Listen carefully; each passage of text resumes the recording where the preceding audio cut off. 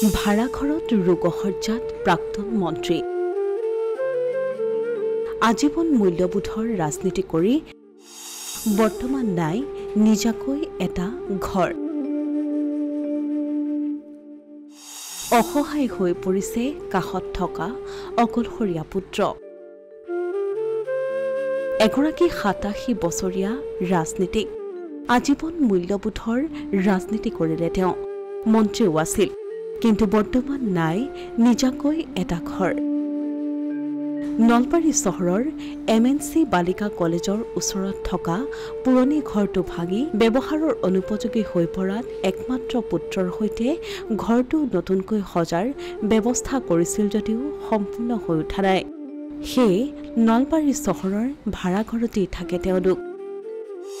ভাড়াঘৰৰ বিচনাত মাত্ৰ শ্বাস প্ৰশ্বাস লৈ জীয়াই আছে মানুহজন বিশেষ মাতবোল নাই চিনিও নাপায় কাকো জীৱিত কালতেই পত্নী পুত্ৰৰ অকাল মৃত্যু দেখিছে তেওঁ বিগত 7 দিন ধৰি সম্পূৰ্ণ শয্যাগত হৈ থকা এই মানুহজন ৰমণী বৰ্মন ইতিমধ্যে স্বাস্থ্যৰ অধিক অৱনতি ঘটিছে নলবাৰী কলেজৰ অৱসৰী অধ্যাপক গোলাপ বৰবৰা মন্ত্ৰীসভাৰ ৰাজ্যিক শিক্ষা আৰু গৃহ দপ্তৰৰ মন্ত্ৰী অসম কলেজ শিক্ষক সংস্থাৰ প্ৰাক্তন সভাপতি বিশিষ্ট সাংস্কৃতিক কৰ্মী অভিনেতা ট্ৰেড ইউনিয়নৰ নেতা ৰমণী বৰ্মন এমাহ পূৰ্বৰ পৰা ৰাজহাড়ৰ বিষত আক্ৰান্ত